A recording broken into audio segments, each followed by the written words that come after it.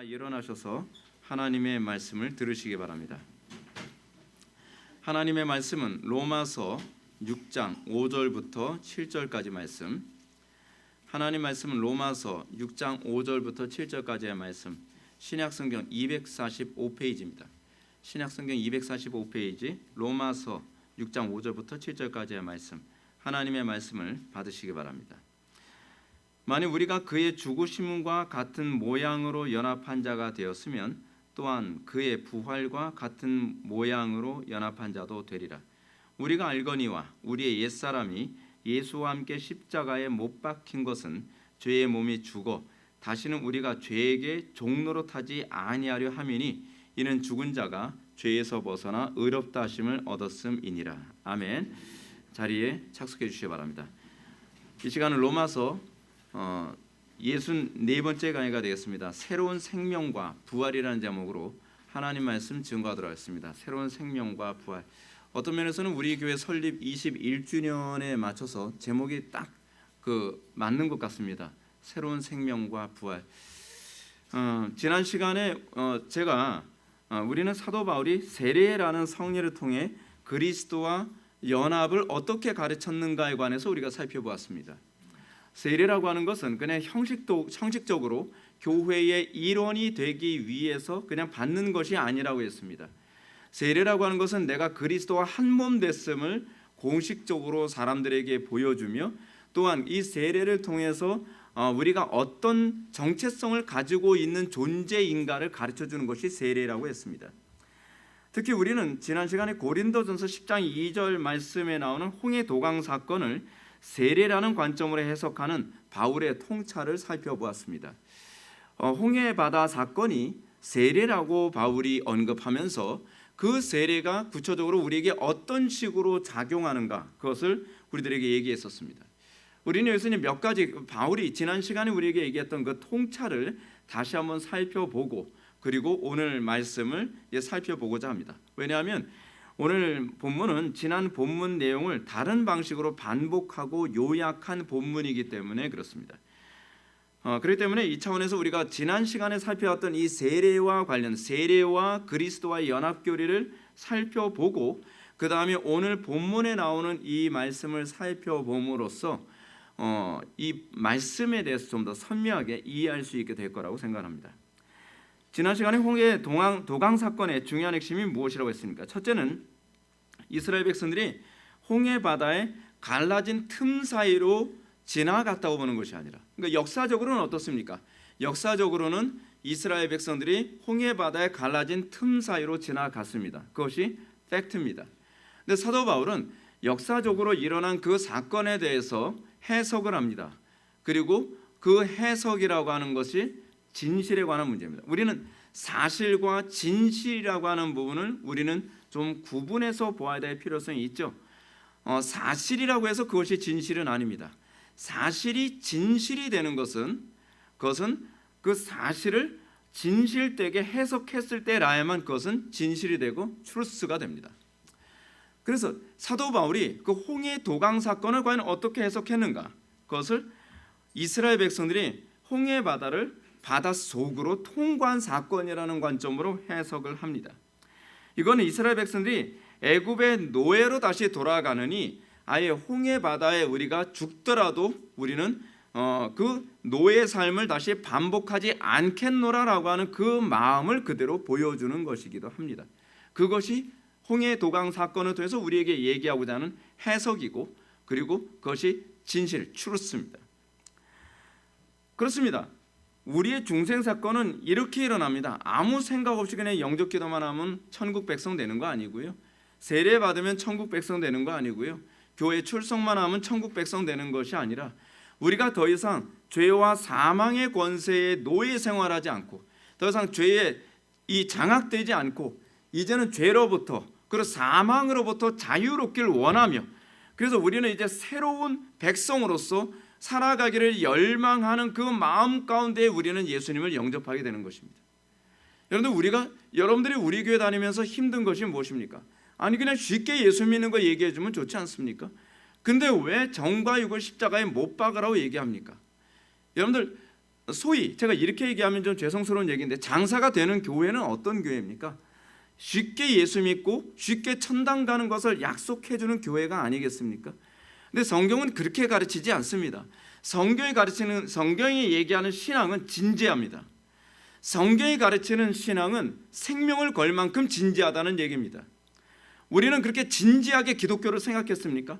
우리는 진지하게 그렇게 진리를 고민해 봤습니까? 우리는 너무나 습관적입니다.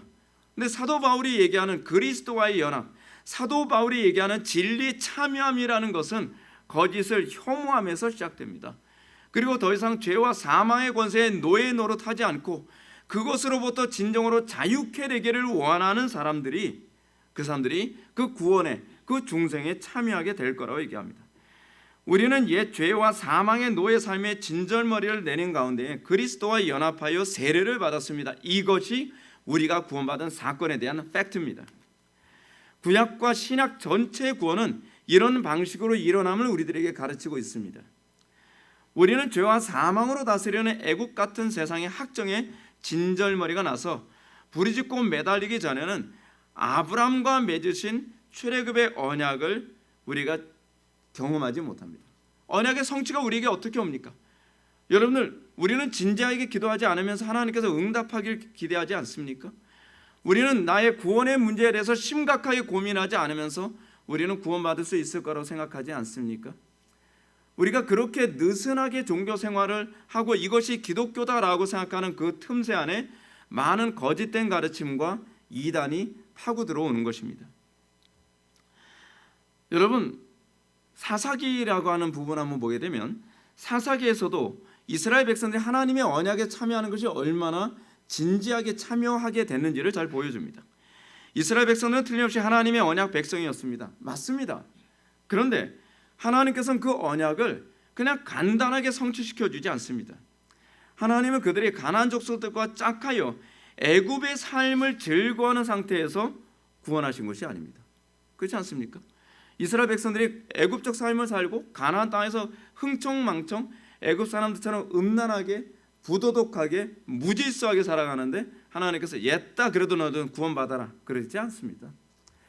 하나님께서는 이스라엘 백성들이 1차적으로 이건 굉장히 상식적인 문제입니다. 하나님께서는 굉장히 상식적으로 일하십니다. 뭐냐면 애굽의 삶, 무질서한 삶, 죄악된 삶에 진절머리를 내고 하나님께 의존하며 하나님께만 구원이 있음을 고백할 때까지 기다리십니다. 그들의 가나안 족속들의 지독한 학대와 괴롭힘을 더 이상 참을 수 없어 부르짖을 때 비로소 하나님께서 그들에게 구원을 베풀어 주셨습니다. 하나님은 당신이 정하신 때의 약속대로 구원을 하십니다. 맞습니다. 하나님께서는 이스라엘 백성들을 출애굽시킬 때도 그렇게 하셨습니다.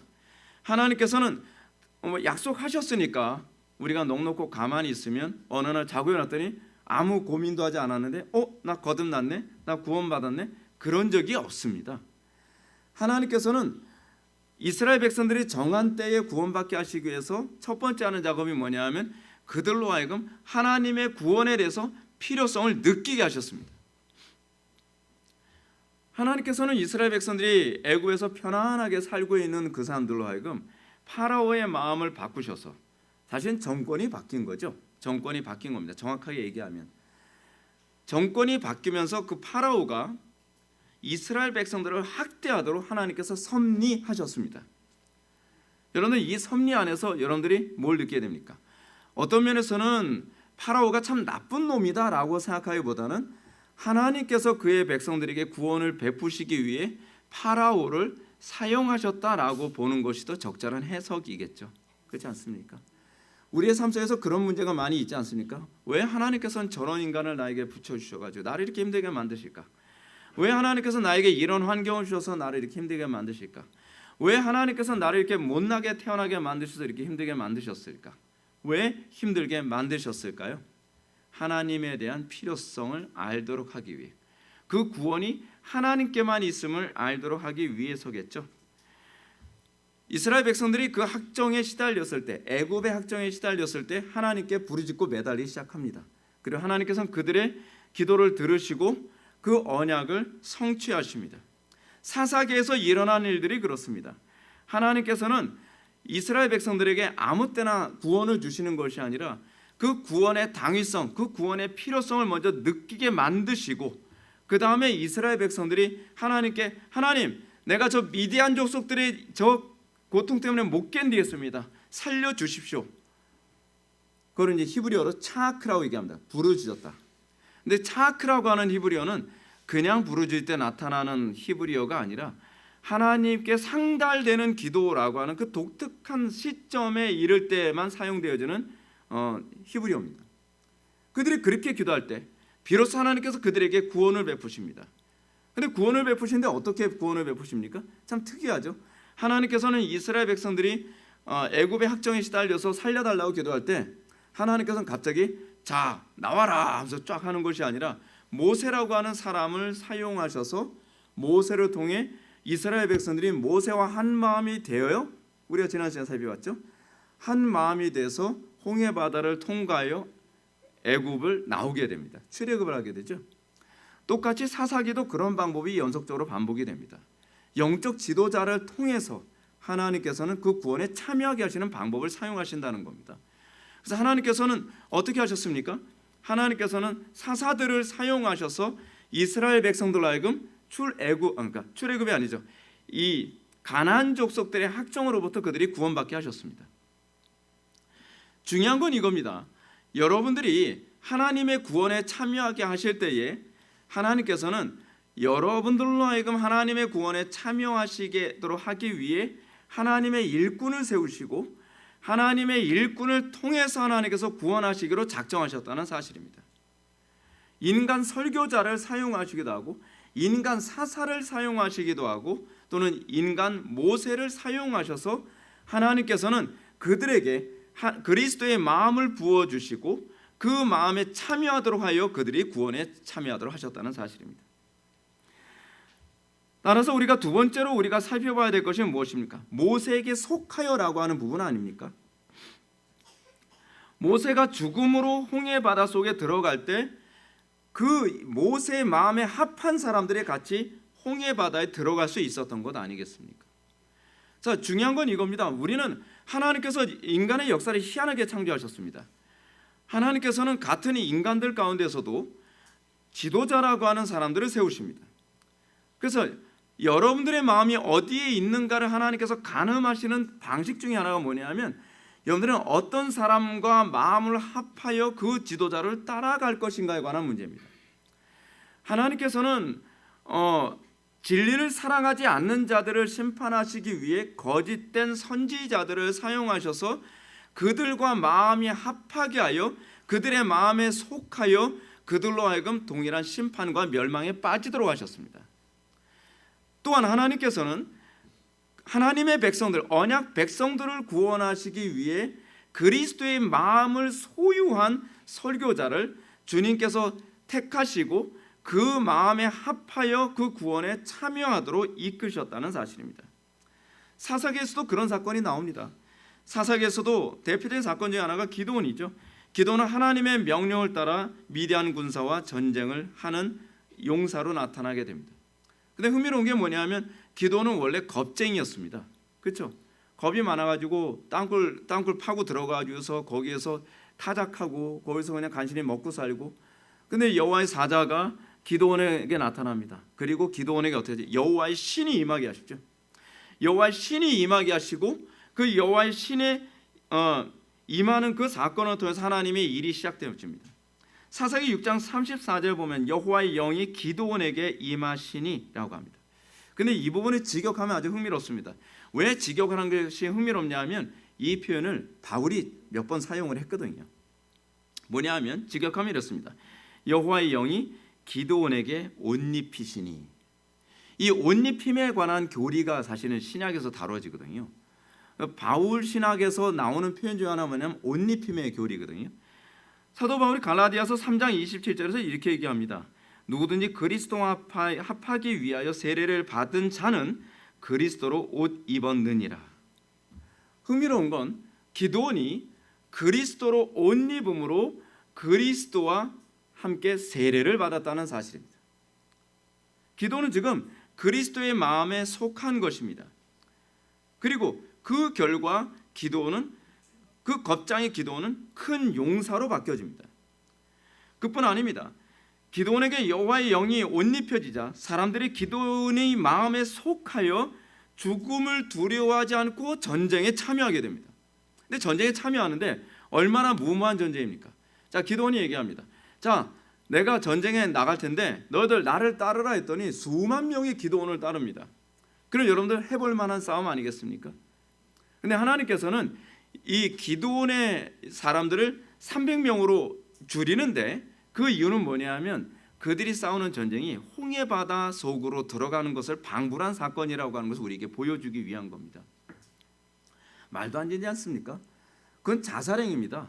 300명을 가지고서 수만 명의 미디안 군사와 싸운다고요? 말도 안 되는 얘기죠. 그들의 싸움은 마치 홍해바다 속으로 들어가 스스로 죽음을 선택하는 것과 다름이 없습니다. 근데 하나님께서는 놀랍게도 많은 이스라엘 백성들로 하여금 기드온의 그 마음에 참여하여, 기드온에 속하여 그들이 전쟁에 참여하겠다고 나오고요. 그리고 계속 커트라인으로 또 나누고 또 나누고 또 나눠서 300명으로 추립니다. 근데 300명으로 추린 사람이 다 어떤 사람이에요? 뭐 특수부대요원, 뭐 707 요원 같은 사람들, 막 갑바 장난 아니고 막 무술 엄청 잘하고 그런 사람으로 뭐 300명을 만들었다 그러면 그래도 해볼 만할 텐데 그냥 이 커트라인이 뭡니까? 물을 떠마셨냐, 핥아 먹었냐예요. 대학을 이렇게 가면 얼마나 좋겠습니까? 예. 근데 그게 아니란 말이에요. 그렇죠? 그리고 나서 좋아요, 그럼 뭐 300명 가지고 싸워 봅시다 하는데 기드온이 뭐라 얘기합니까? 자, 우리의 무기는 철병거다. 우리의 무기는 뭐 말이다. 뭐 이렇게 하면 비밀 무기가 있어. 비밀무가 있어서 그러니까 걱정하지 마. 그게 아니에요. 전쟁하는데 뭐예요? 자, 우리의 비밀 무기 이거다. 짜잔 보여주는데 뭐예요? 나팔로 때려 죽일 겁니까? 또 빈 항아리로 머리를 깨뜨려 죽일 거예요? 그리고 횃불, 불 싸질러 죽일 겁니까? 아니, 말도 안 되는 거잖아요. 근데 이것 가지고서 전쟁을 한다는 겁니다. 믿음이 아니면 그 전쟁에 참여할 수 없다는 것이고, 그들이 전쟁에 참여한다는 것은 그 자체만으로 홍해바다 속으로 들어가는 것과 진배 없는 사건이라는 얘기입니다. 그래서 믿음이란 무엇인가라고 했을 때에 믿음은 막연한 어떤 목표를 향해 달려가는 것이 아니라 믿음이란 누구의 마음에 속한 것인가에 관한 문제입니다. 지금 기드온은 그리스도로 옷을 입었습니다. 그리고 많은 이 300명의 기드온의 용사들은 그리스도의 마음을 소유한 기드온에게 속하여 그 전쟁에 참여하게 되는 것입니다. 그리고 그들은 전쟁에 나가서 승리합니다. 그들은 한 성령으로 세례를 받은 겁니다. 놀라운 게 그겁니다. 우리는 역사적으로 한 성령으로 세례를 받은 사람들입니다. 그것이 바로 교회입니다. 교회는 택함받은 백성들의 모임이라고 얘기하지 않습니까?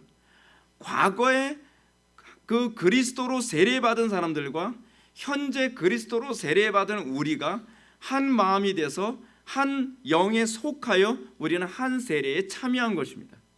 그것이 성경이 얘기하는 세례의 관점이고, 그것이 우리가 예수를 믿었다라고 했을 때 성경이 우리들에게 가르치는 바입니다. 사도 바울은 이 사건을 통해서 우리가 그리스도 안에서 한 성령으로 세례에 참여했음을 그렇게 설명하고 있습니다. 이 놀라운 세례 개념을 사도 바울은 5절 말씀을 통해 또 요약합니다. 요약하고 부가 설명하죠. 5절 말씀을 보시겠습니다. 5절 다 같이 읽겠습니다. 시작.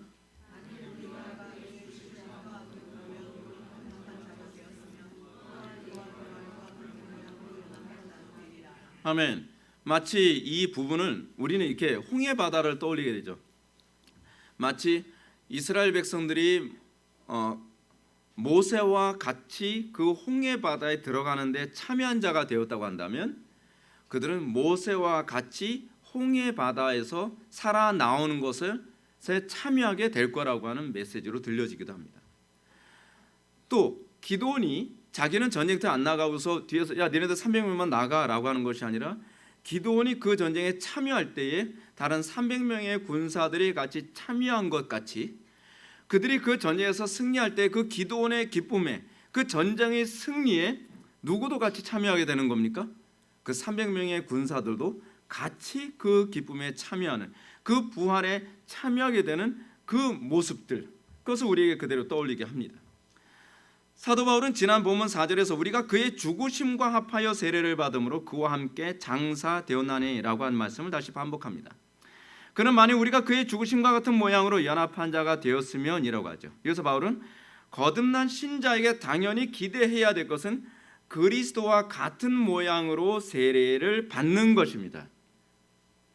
그리스도와 같은 방식으로, 내 방식이 아닙니다. 우리는 자꾸 이렇게 얘기합니다. 저 이 정도면은 그래도 신앙 아닌가요? 이 정도면은 하나님께서 기뻐하시는 헌신 아닌가요? 아니요. 하나님께서 원하시는 헌신, 하나님께서 원하시는 죽음이라고 하는 것은 그리스도와 같습니다. Like this. 그와 같이. 근데 우리는 그리스도라고 하는 기준을 잡지 않고 내가 정한 기준을 가지고서 이 정도면은 내가 헌신한 거 아닙니까? 이 정도면은 신앙 아닙니까? 라고 얘기하죠. 아닙니다. 그리스도와 같이, 그와 같이 우리가 세례를 받은 것입니다. 모세가 홍해 바다에 들어가는 모습 그대로 세례를 받은 이스라엘 모습을 떠올려야만 합니다. 모세가 홍해 바다 속으로 들어간 것 같이 이스라엘 백성들도 같이 그 홍해 바다를 들어갔습니다. 그것이 한 세례를 받았다는 개념입니다. 이것이 가능하기 위해 전제되는 것이 무엇이라고 했습니까? 애국과 같은 이 세상에 대한 절망감을 깨닫는 겁니다. 존 버넨의 철로 역정에서 나온 것처럼 장차 망할 장망성, 이 세상 재미있고 즐겁고 쾌락으로 가득한 그 세상을 장차 망할 성이라고 생각하고 나오기 전엔 그들은 결코 영원한 천성을 향해서 갈 수가 없죠. 근데 여러분, 우리는 우리의 신앙의 선배들이 그렇게 예수를 믿은 것 같이, 그렇죠? Like he, 그처럼, 그들처럼 우리도 그들처럼 이 세상에서 나왔습니까? 우리가 정말 관심을 가져, 여러분들이 그리스도가 머릿속에 떠오르지 않는다고 한다면 그 그리스도의 마음을 소유했던 우리의 신앙의 선배들, 그 가운데 제가 여러분한테 소개하고 싶은 사람 중에 하나가 버년 같은 사람들 아닙니까? 그리스도가 너무 멀다면 그의 영으로 옷 입은 버년과 같이 또 버년에 속하여 여러분들은 그 세례를 받았습니까? 또 저는 많이 부족하기 때문에 저를 기준으로 삼으라고 여러분한테 말씀드리고 싶지는 않습니다. 그러나 설교자로서 제가 해야 될 의무 중에 하나는 뭐냐면 여러분들이 저와 같이 세례받는 사람이 되도록 하기 위해 저도 어찌하든지 우리의 신앙의 선배와 같이 세례를 받으려고 하고 그리스도로 옷 입어 그 세례를 받으려고 하는 것입니다. 왜요? 그것이 여러분들로 하여금 그리스도와 한 옷을 입고 세례받음이 이거구나라고 하는 것을 떠올릴 수 있는 문제겠죠. 근데 문제는 뭐냐면 이렇습니다. 이 세상에 대한 미련, 이 세상에 대한 사랑을 가지고 세례에 참여하겠다고 하는 것은 롯의 처와 같이 될 뿐이라는 사실입니다. 롯의 처의 문제가 뭐였습니까? 롯의 처는 틀림없이 이 소돔과 고모라 성으로부터 그들은 끄집어냄을 받은 사람이었습니다. 그런데 롯과 같이 세례받은 사람은 아니었습니다. 롯은 그 마음은 여전히 소돔과 고모라 성에 대한 미련을 가지고 있었습니다. 그래서 소돔과 고모라 성으로부터 나왔음에도 불구하고 소돔과 고모라 성을 쳐다보므로 그 안에 있는 사람들과 같이 소금 기둥으로 멸망하는 공동 운명체가 되지 않았습니까? 몸은 나왔을지 모르지만 롯의 처는 소돔과 고모라 성에 있는 사람들과 한 세례를 여전히 받고 있는 상태였음을 입증하고 있는 것입니다. 그녀의 마음은 롯과 같은 마음에 속하지 않았습니다. 이런 케이스를 히브리서 기자는 이렇게 표현합니다. 믿음으로 그들은 홍해를 육지같이 건넜으나 애굽 사람들은 이것을 시험하다가 빠져 죽었노라. 애굽 사람들이 왜 같이 홍해 바다 속에 들어갔음에도 불구하고 그들은 왜 죽었어야만 했습니까? 롯의 처하고 굉장히 흡사하지 않습니까? 그들도 똑같이 홍해 바다 속에 들어갔지만 그들은 모세와 같이 한 세례를 받은 것이 아니기 때문에 그렇습니다. 그들은 모세에게 속하지 않았습니다. 오히려 모세를 죽이기 위해서 홍해바다 속으로 들어간 것입니다. 그거를 뭐라고 표현합니까? 하나님을 시험했다라고 표현하는 것입니다. 여러분들, 우리 그렇지 않습니까? 우리가 이 세상에 대한 미련을 여전히 가지고 있음에도 불구하고 내가 천당 갈 수 있을 거라고 생각하는 것은 여러분들은 하나님을 시험하는 행위라고 가르칩니다. 애굽에 대한 사랑을 가진 사람들도 홍해바다에서 죽지 않을 것이라고 생각한 것, 그렇죠?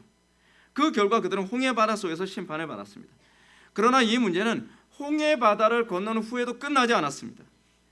출애굽을 한 이스라엘 백성들 가운데 어떤 사람들은 광야의 배고픔과 목마름과 추위와 더움에 애굽을 다시 동경을 했습니다. 마치 롯의 처처럼 그들은 애굽에서 나왔음에도 불구하고 여전히 애굽을 동경하고, 소돔과 고모라 성에서 나왔음에도 불구하고 여전히 소돔과 고모라 성을 동경했습니다. 그들은 여전히 죽지 않은 겁니다.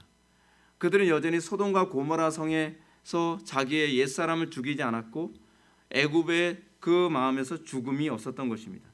그들은 모세와 한 마음으로 속하지 않았던 사람입니다. 그들이 모세와 한 마음으로 속하지 않았다는 것이 뭐로 나타나냐면, 광야 속에서 그들은 마치 애굽의 군대처럼 모세를 대우했습니다. 그렇지 않습니까? 그리스도의 마음을 소유하고 있는 그 모세를 그 광야에서 마치 애굽인들처럼, 애굽의 군사들처럼 모세를 돌로 때려 죽이려 하고 모세를 어떻게 하든지 제거하려고 하는 행동을 함으로써 그들이 모세에게 속하지 않고 여전히 애굽에 속한 사람이었음을, 또는 애굽의 파라오와 한 세례를 받은 사람이었음을 그대로 입증하고 있는 것입니다.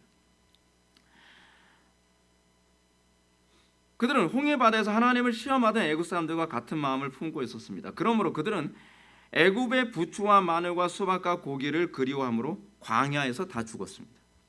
그들이 죽은 것은 홍해바다에서 수장된 것과 진배가 없습니다. 이들을 우리는 일시신앙이라고 얘기합니다. 일시신앙. 일시신앙이 어떤 사람입니까?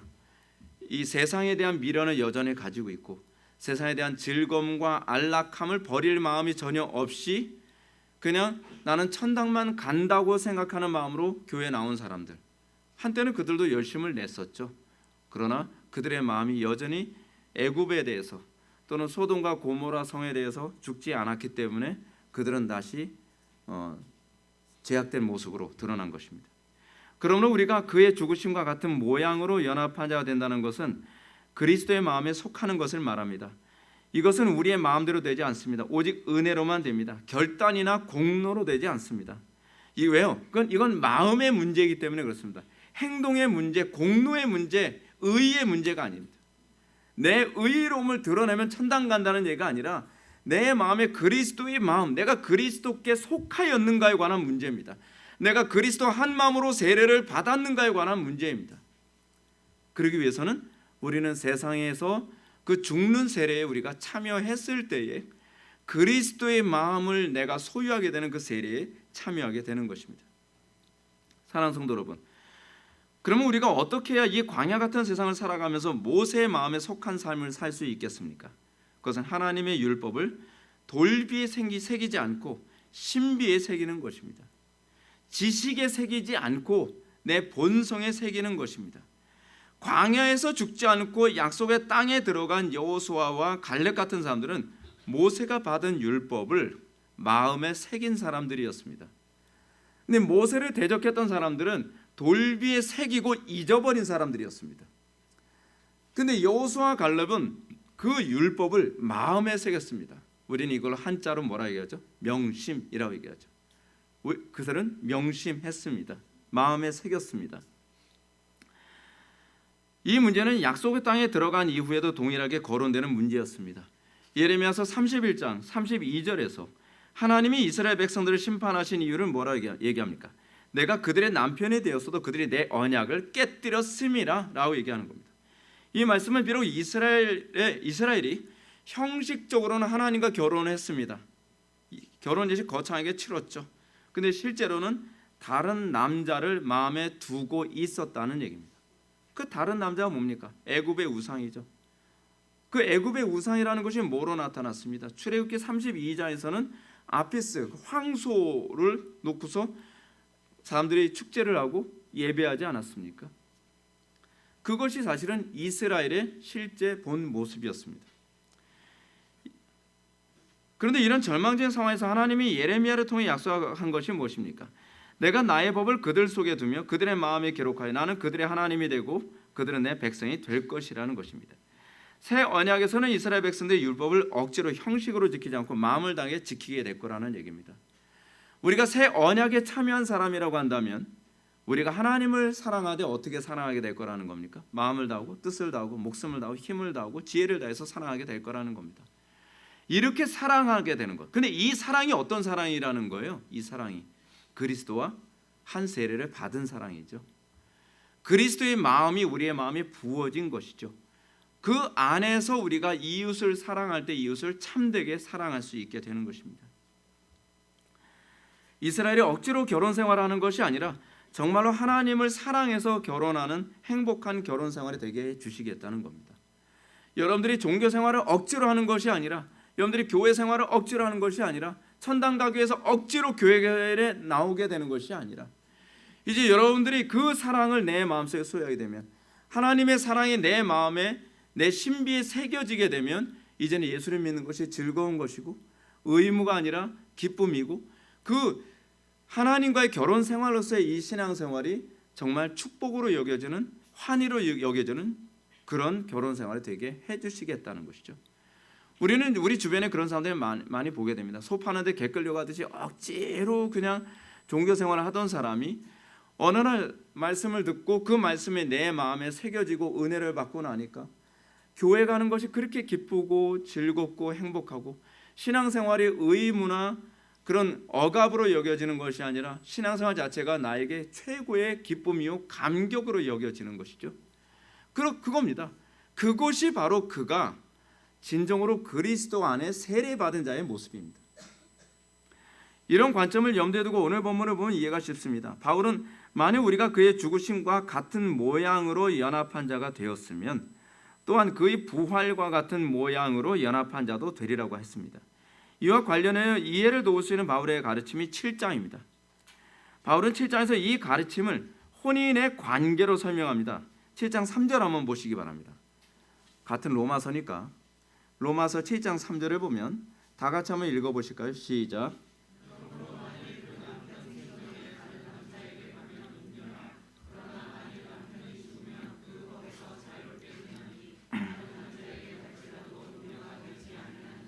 아멘. 우리가 진정한 그리스도인이 되는 것은 옛 남편에 대해서 죽었을 때 비로소 참 그리스도인이 될 수 있다는 얘기입니다.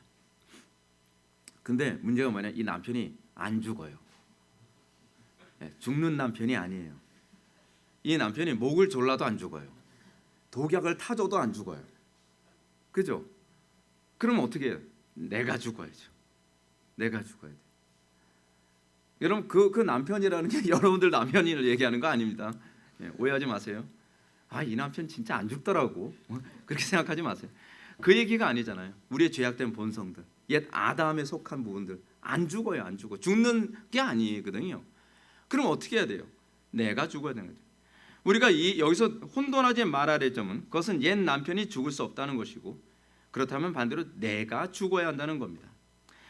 바울이 말하는 것은 내가 옛 남편에 대한 모든 감정과 사랑과 미련이 죽고 다시 새로운 피조물로 부활해야 된다는 점을 말해주고 있는 겁니다. 그렇지 않습니까? 우리는 여전히 옛 남편에 대한 애정이 그냥 끌어오릅니다. 그렇지 않아요? 성공이라고 하는 남편, 행복이라는 남편, 쾌락이라고 하는 남편, 그리고 명예라고 하는 남편, 시기와 질투심이라는 남편.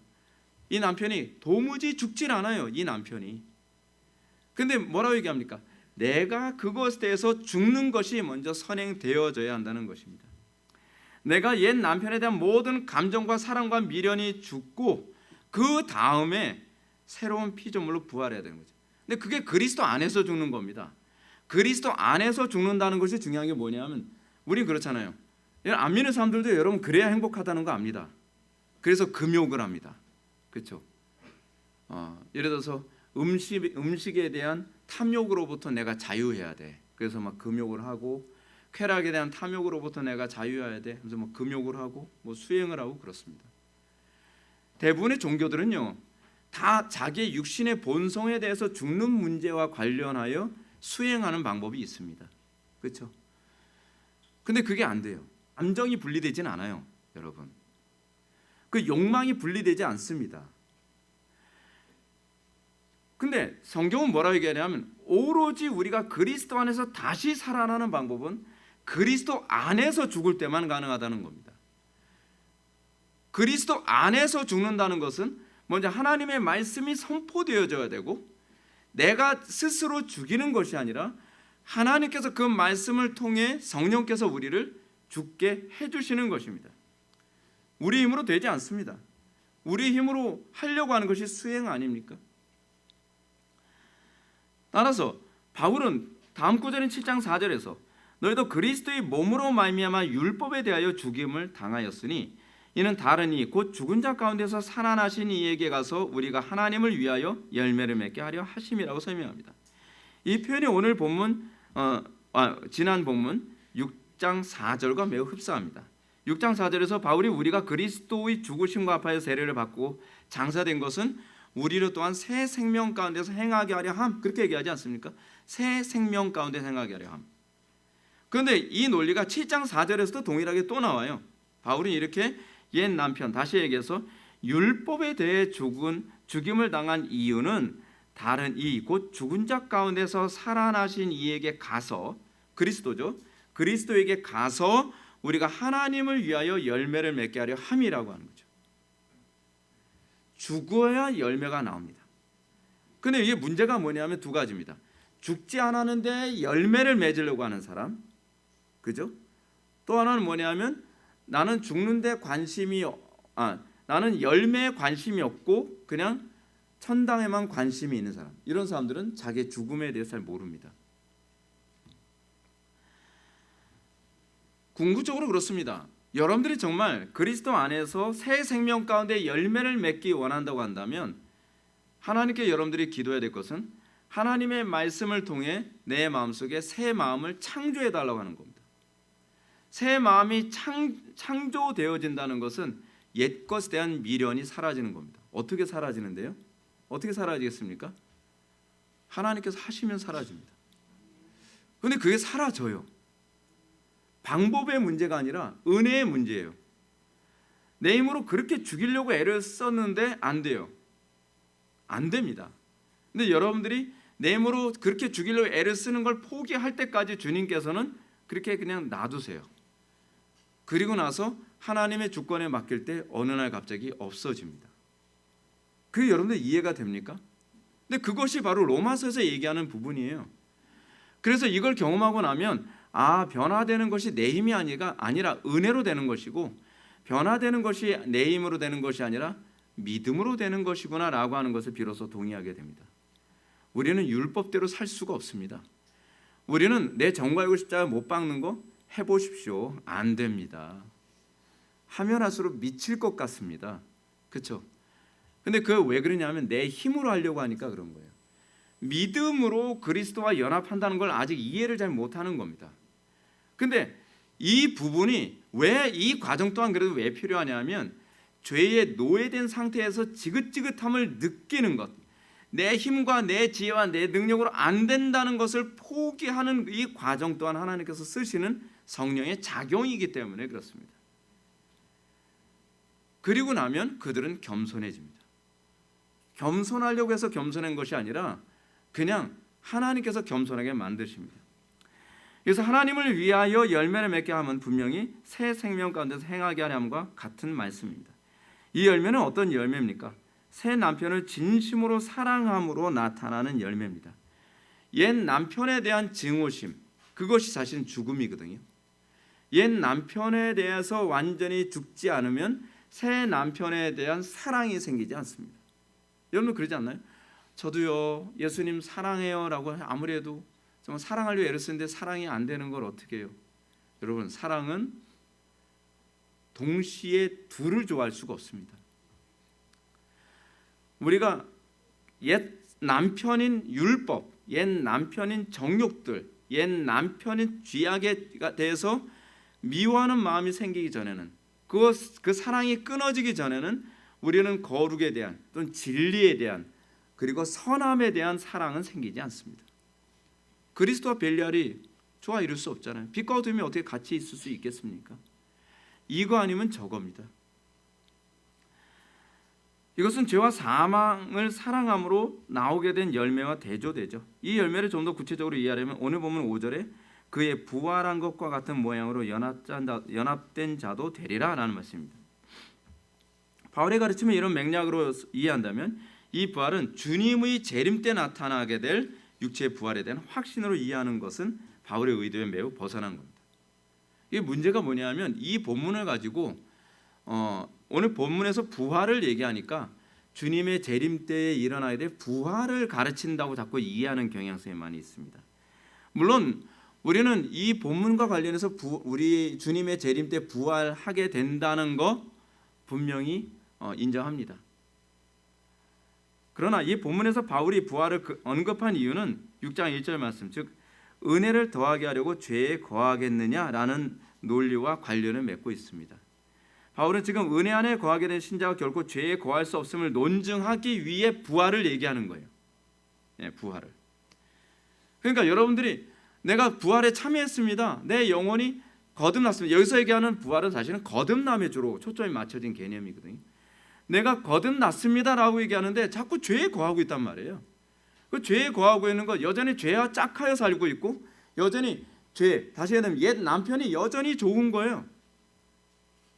여러분, 왜 하나님께서 우리 그리스도인들에게 고난을 주실까요? 왜 그리스도인들에게 왜 내 마음대로 인생이 안 되게 하실까요? 세상에 대한 미련을 끊게 하기 위해서입니다. 재밌으면 미련이 끊어지겠습니까? 여러분 솔직히 얘기해 보시죠. 어떤 사람이 교회에 옵니까? 성공한 사람 교회 잘 안 옵니다. 근데 그 상태에서는 주님 안 찾거든요. 옛날에 그 행복했던 상황에서 주님 안 찾아요. 내가 마음 편하고 등 따스하고 세상에 부귀와 명예와 성공 다 가지고 있을 때는 주님 안 찾습니다. 우리는 진짜 끝까지 가야 주님 찾는 게 인간입니다. 왜냐하면 그 시점까지 갈 때 비로소 세상과 결별할 수 있게 되거든요. 세상에 대한 세상 아무것도 아니구나. 세상에 미련 들 거 없구나. 그 해석하게도 여기 앉아 있는 분들 대부분 뭐 세상에 대한 미련 없는 분들 앉아 있는 거 아닙니까? 별로 재미가 없어요, 세상이. 그렇죠? 근데 하나님께서 왜 그럴까요? 더 좋은 것, 은혜를 더하게 하시려고 그런 거죠.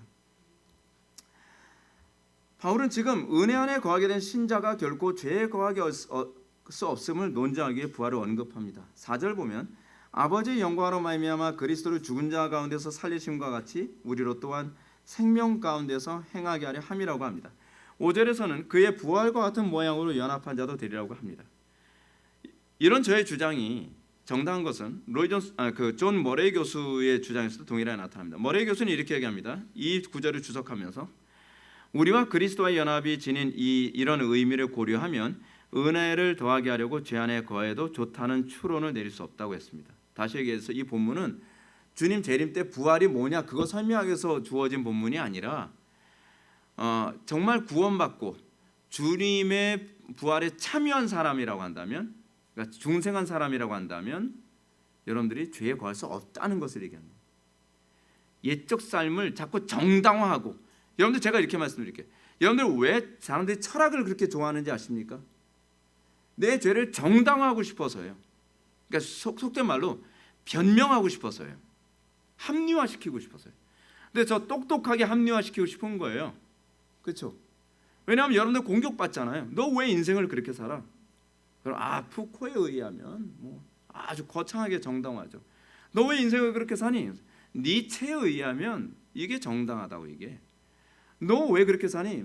그러면 뭐 프래그머티즘에 의하면 이게 실용주의야 하면서 굉장히 우리는 자기의 죄악됨이 세련된 종교 생활인 것처럼 다양한 방식으로 정당화하려고 하거든요. 그래서 사람들이 철학을 좋아하는 거예요.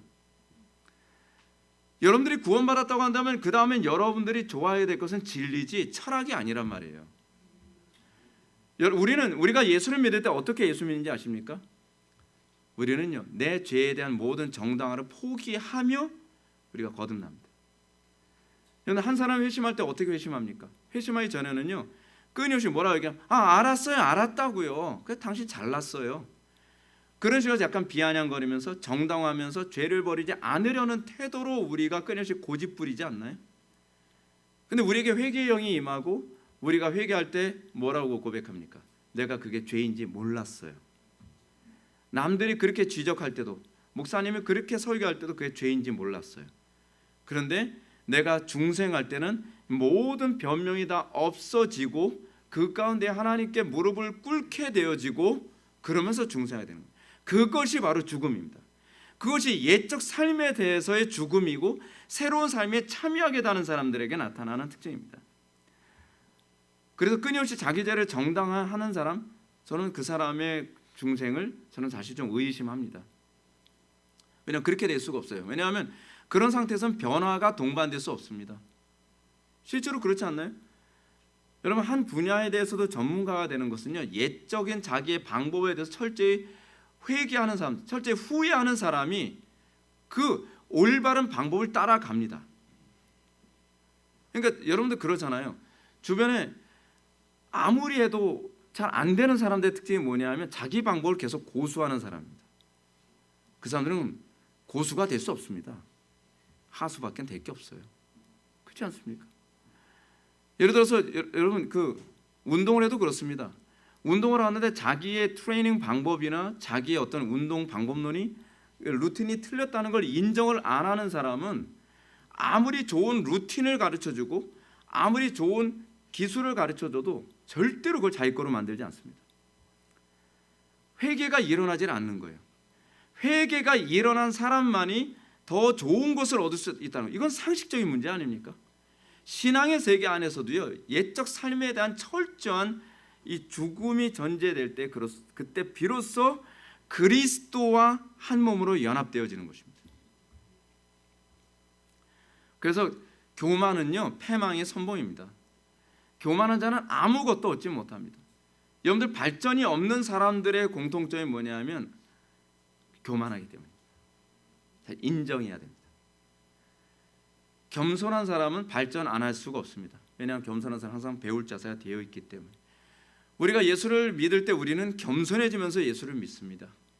그래서 항상 말씀 앞에 우리는 배울 준비가 되어 있고 말씀이 이것이 하나님의 말씀이라고 분명히 여겨지면 우리는 그 말씀과 씨름하며 그 말씀대로 살고자 하는 몸부림이 자동적으로 나오게 되어 있습니다. 왜요? 그것이 새 생명이 우리 속에 들어간 흔적이에요. 새 생명. 애석하게도 한국교회 유명한 조직신학자인 어떤 교수님, 제가 실명은 거론하지 않겠습니다. 근데 그 조직신학자인 그분조차도 이 부분을 자꾸 주님의 재림 때에 주어지게 될 부활로 자꾸 설명을 합니다.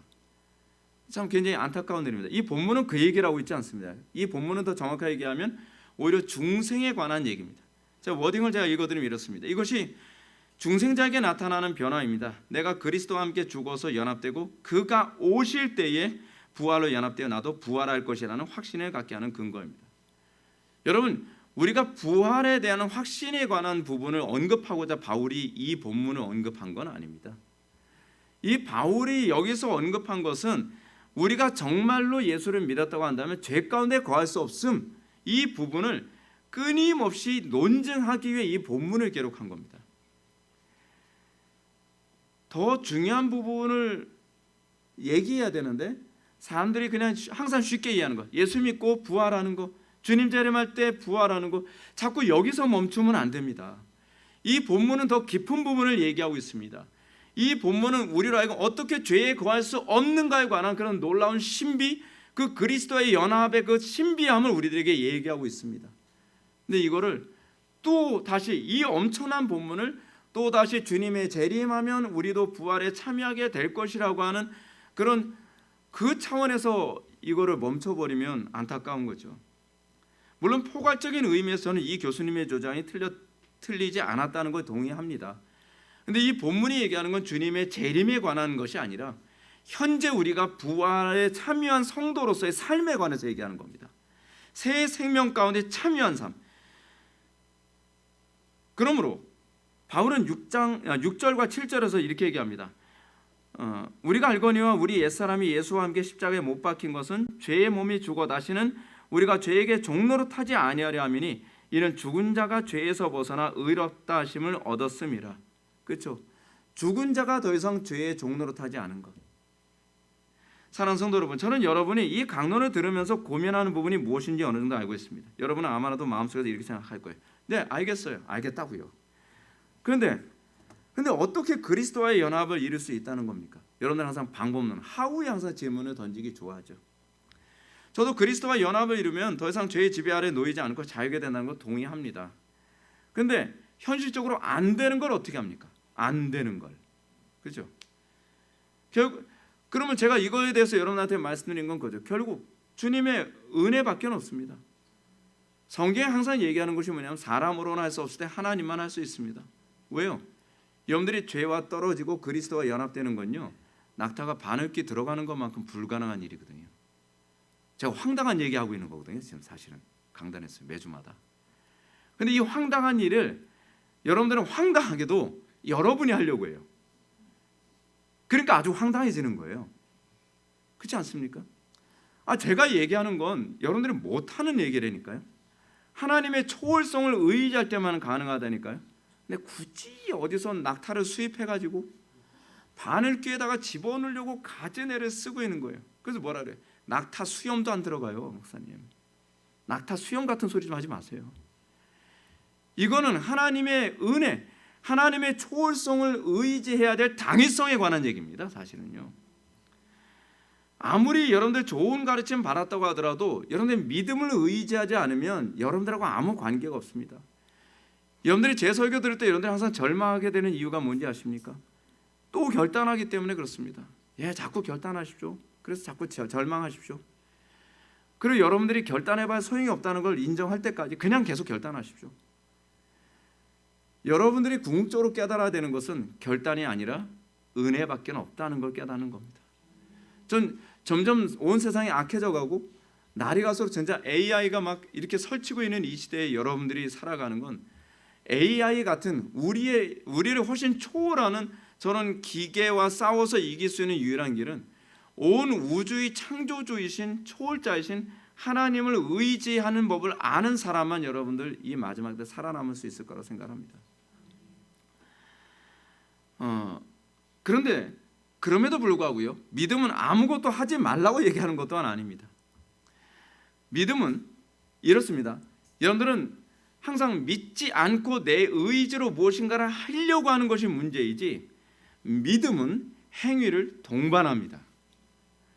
근데 믿음이 우리를 이끌어가는 행위를 여러분들은 또 안 하려고 한다는 것이 문제입니다. 그렇잖아요. 믿음은 하나님의 방법을 따르는 것이고 믿음이 아닌 행위는 내 방법을 따르는 겁니다. 그래서 믿음의 행위는 우리에게 항상 어떤 것을 요구하냐 하면 이런 거죠. 먼저 믿음이 아닌 행위의 특징을 얘기합시다. 믿음이 아닌 행위. 자, 기도원이 미디안 군대와 전쟁을 한다고 합니다. 좋습니다. 옳소. 우리가 구원받기 위해서는 싸워야 됩니다. 오케이. 근데 기도원이 얘기합니다. 자, 그런데 여러분들 행해야 될 것은 딱 300명만 모이시고 여러분들은 칼 같은 거 필요 없고요. 집에 가서 횃불, 제가 준비물 제가 적어드릴게요. 횃불, 항아리, 비낭아리가 됩니다. 뭐 고추장 들어있는 거 안 돼요. 비낭아리 그리고 나팔 가져오십시오. 장난감 나팔 말고 좀 제대로 된 나팔 가져오세요. 따라오겠습니까? 행위입니다. 근데 이 행위는 믿음이 없는 사람은 동의할 수 없는 행위입니다. 아니, 횃불에 목숨 걸라고요? 나팔에 목숨 걸라고요? 목숨 걸라는 겁니다. 죽는 겁니다.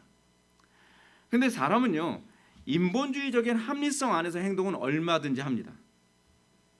근데 믿음이 우리에게 요구하는 행동은 따를 수가 없습니다. 자, 그러면 믿음이 요구하는 행위로서의 행위는 과연 무엇인가? 첫째, 우리는 그리스도와의 연합의 교리를 먼저 이해해야만 합니다. 먼저 이해가 동반되어야만 합니다. 우리는 이 행위가 하나님의 사랑이 우리의 마음에 들어올 때라야만 가능하다는 것을 알아야만 합니다. 근데 그리스도의 마음을 사도 요한은 뭐라고 얘기하냐면 새 계명이라고 얘기합니다. 여러분들 그리스도의 마음, 나도 그리스도의 마음 소유한 것 같은데요. 그 마음이 새 계명입니까? 새 계명은 뭡니까? 예수님은 새 계명을 너에게 주노니 서로 사랑하라. 내가 너희를 사랑한 것 같이 너도 서로 사랑하라라고 얘기합니다. 사랑해야 행위가 나옵니다.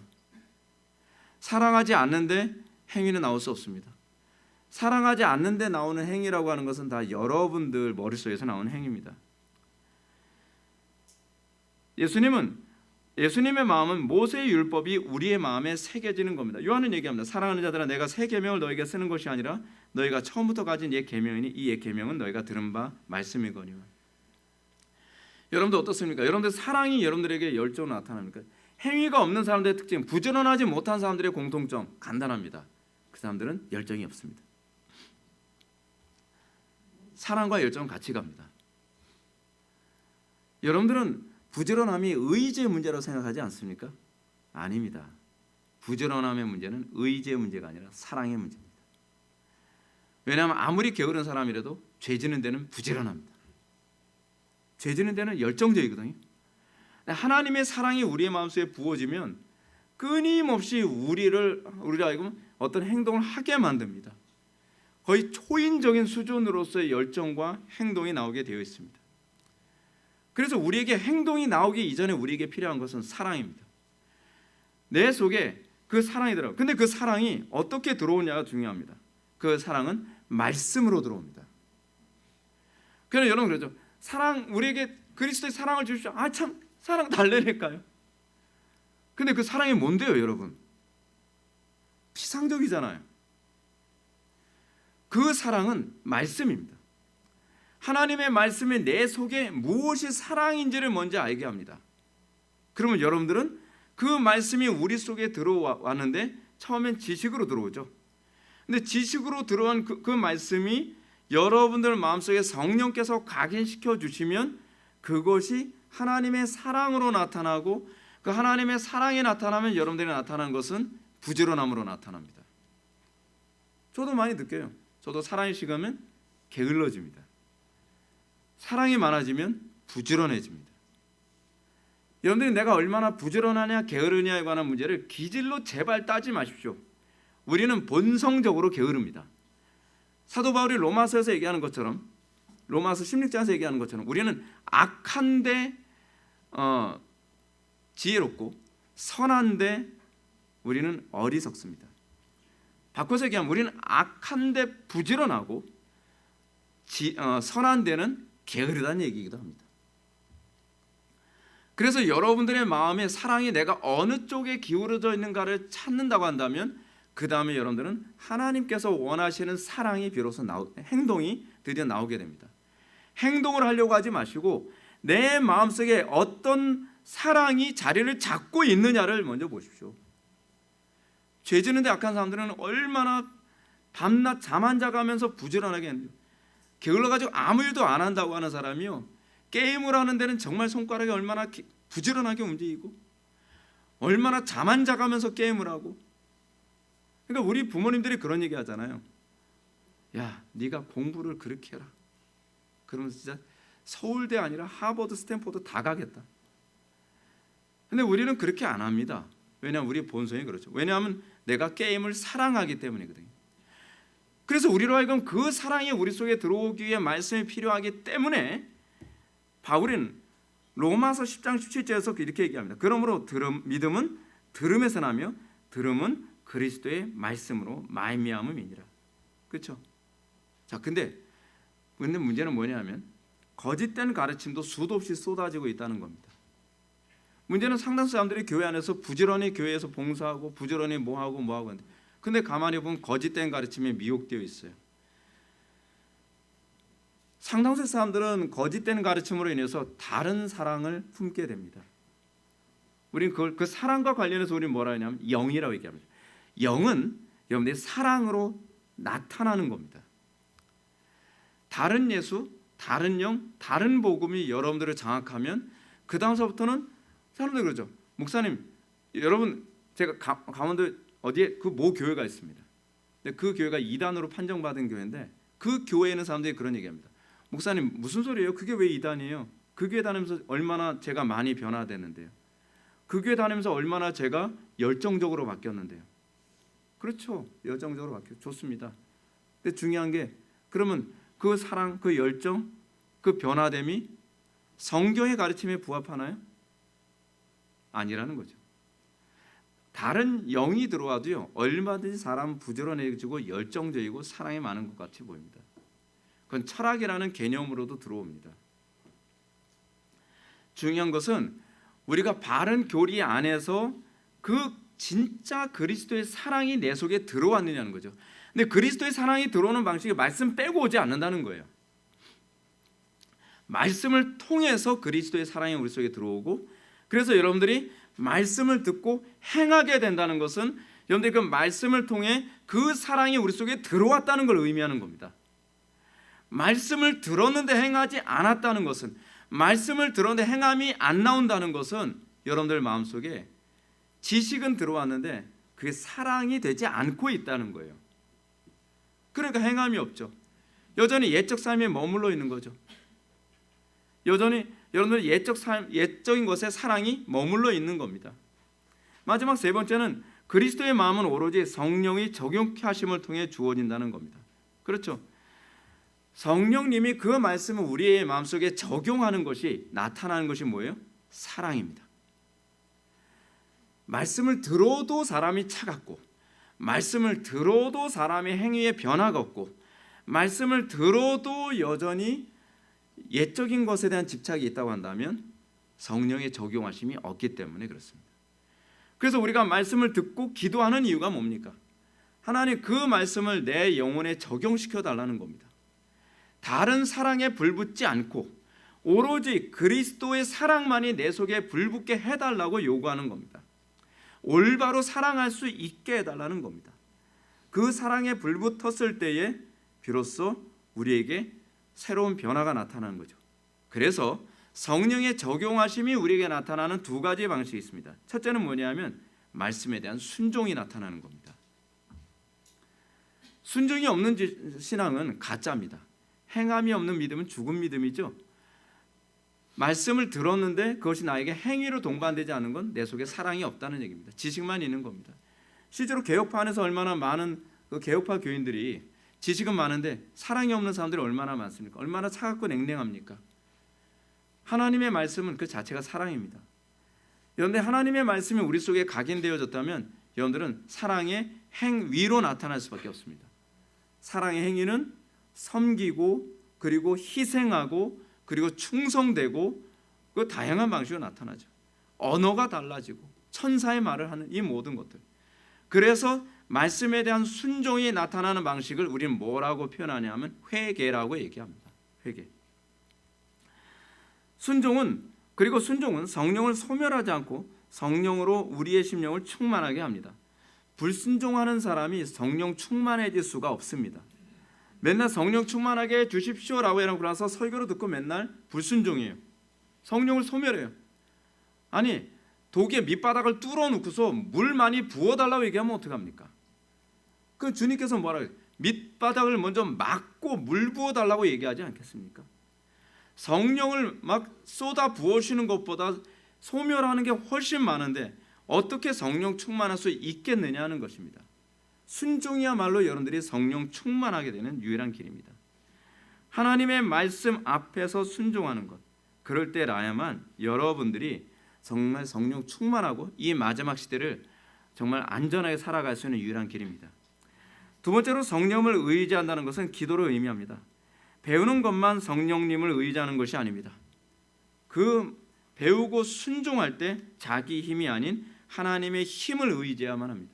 기도하는 이유는 그겁니다. 내가 내 힘으로 살 수 없다는 걸 인정하는 겁니다. 겸손한 자만 기도합니다. 내 힘으로 낙타를 반읽기로 통과시킬 수 없다는 걸 인정하는 사람만이 기도합니다. 근데 우리가 얼마나 교만하냐면 이 말도 안 되는 제 설교를 들으면서 여러분들이 그 말도 안 되는 순종을 하겠다고 여러분들의 의지를 동반하고 있다는 겁니다. 안 됩니다. 제가 분명히 솔직하게 말씀드리는데 여러분들 제가 가르친 대로 못 삽니다. 여러분들이 사는 것이 아니라 그리스도께서 하신 것에 우리는 참여하는 겁니다. 이게 무엇인지 아직 말귀를 깨닫지 못하려면 여러분은 믿음을 사용하는 것이 아니라 계속 결단만 하다가 인생 날립니다.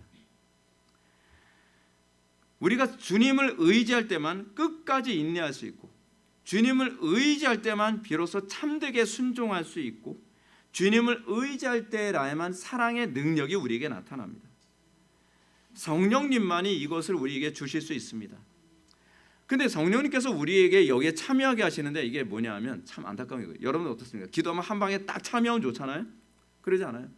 하나님께서는 우리에게 말씀하시고 그리고 순종하게 하시고 난 다음에 조금 순종하면 뭔가 잘 안 맞아요. 그럼 또 기도해요. 기도하면 점점 성령께서 우리에게 하시는 일이 뭐냐면 관역에 점점 가깝게 우리를 이끌어 가세요. 한 번에 관역에 딱 맞춰주면 얼마나 좋겠습니까? 그렇게 안 하세요. 계속 가깝게 계속 순종하게 하는 그 과정. 그래서 서서히 관역을 맞춰가고 나중엔 명중하게 만드는 식으로 우리를 이끌어 가십니다. 이 과정이 매우 힘들고 혹독합니다. 그래서 은혜가 아니면 주님의 마음에 속하는 지점에 도달하기 전에 포기하게 됩니다. 그래서 예수님은 우리에게 뭐라고 얘기합니까? 성령을 받는 것과 관련해서 구하고 찾고 두드리라고 얘기합니다. 신앙은 그래서 인내입니다. 신앙을 규정하는 아주 중요한 단어 중에 하나는 인내입니다. 끝까지 인내하는 것, 끝까지 구하고 찾고 두드리는 것. 이런 방식으로 주님의 마음에 속하는 것은 처음 중생할 때만 일어나는 것이 아니라 일평생 이 과정의 연속선상에 있습니다. 참 감사한 게 뭐냐면 포기도 내 마음대로 안 됩니다. 저도 하나님 말씀대로 사는 게 하도 안 돼서 포기하고 싶었을 때가 얼마나 많은지 모릅니다. 근데 포기가 안 돼서 미치겠더라고요. 포기가 안 되는데 막 5년 7년이 포기가 안 돼요. 피가 바짝바짝 마르는 거죠. 근데 포기 안 되는 게 복인 줄 믿으시기 바랍니다. 그것이 은혜입니다. 사랑하는 성도 여러분, 이것이 바로 새 생명 가운데 행하는 삶입니다. 그리고 이것이 그의 부활과 같은 모양으로 연합한 자가 되는 것입니다. 그래서 제가 마지막으로 언급하고 싶은 부분이 있습니다. 그것은 5절에서 연합한 자가 되었으면이라고 하는 얘기입니다. 원문에 충실하게 번역한다면 이렇게 번역을 할 수 있습니다. Planted together, 연합하여 자라는 겁니다. 함께 자라는 것. 이 본문이 그렇게 돼 있어요. 이 구절은 예수께서 내 안에 거하라 나도 너희 안에 거하리라.